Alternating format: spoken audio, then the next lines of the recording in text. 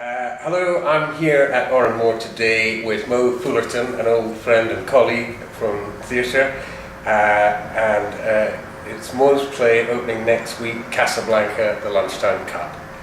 Well, it's lovely to have you at Oranmore. I'm delighted to be back.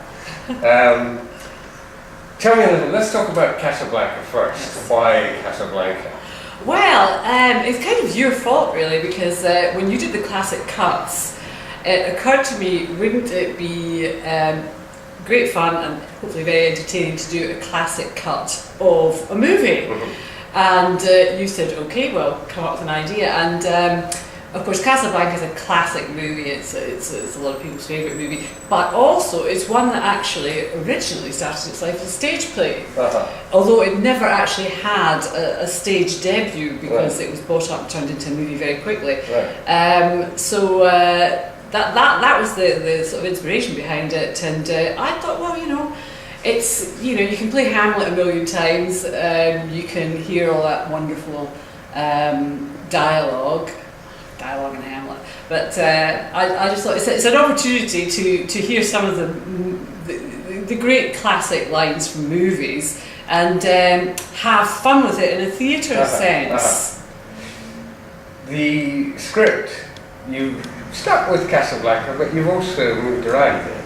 Yes. I mean, I think it's fair to say it's an homage, but healthily disrespectful at the same time. So, because we're not trying to do the movie on stage, but what we've done is it's three people in a tiny gin joint, and we're paying homage to the great scenes and the work of the original movie, but having a lot of fun with it too. Of course, your career spans film and television and theatre. You started out, I don't know if you started, but you're best known for Borderline, running that company for many years and working with people like... Oh, in the Middle Ages I was working on it. I go way back.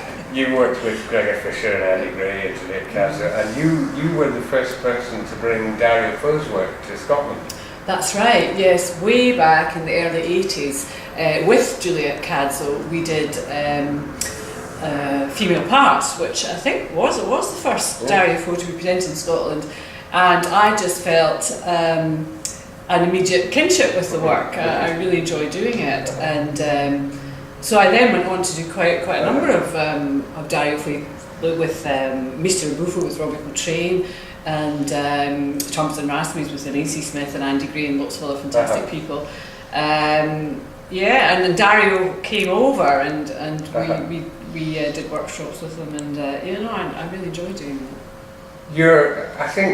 I understand the attraction to the Dario Fo. There's something about Scottish theatre that lends itself to directly addressing the audience. Audiences are very comfortable with that in Scotland. Yes, they are, and I think that's just how our theatre has mapped out, because unlike Ireland and England, where they had a long history of great literary pieces on stage, we didn't really have that. We sort of burnt all the plays and sent the playwrights away after the Reformation, and it really only sort of towards the end of the 19th century that we started letting theatre happen, but it was very much in vaudeville style.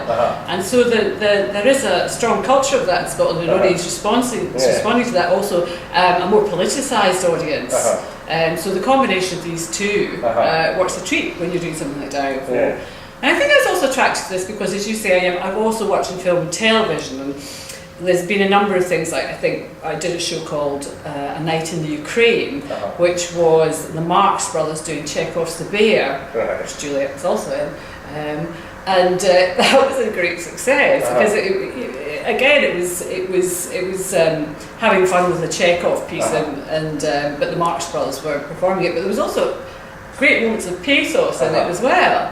And I also did another thing on television called Fun Trapped, which was in fact again sort of a crossover between sort of theatre and television about a woman who's obsessed with the sound of music. So it's territory that I've dabbled in quite a bit. This week's play that's on just now is written by Sue Glover, and of course you did your first television film of a Sue Glover script. Yes, and how delighted I was to do that. Right. I was very, very lucky because lots of people, the first script they'll do, it'll be a soap. And I was quite terrified, having come from theatre, moving into television, because you get very little rehearsal time. And I was very lucky that I got Sue Glover's play, which was an absolute gift. And I was also given a lot of time to rehearse. And it was, in fact, a piece that could be done here because it's almost a chamber piece, 3 actors. It's an absolutely lovely piece. I'm leading you on.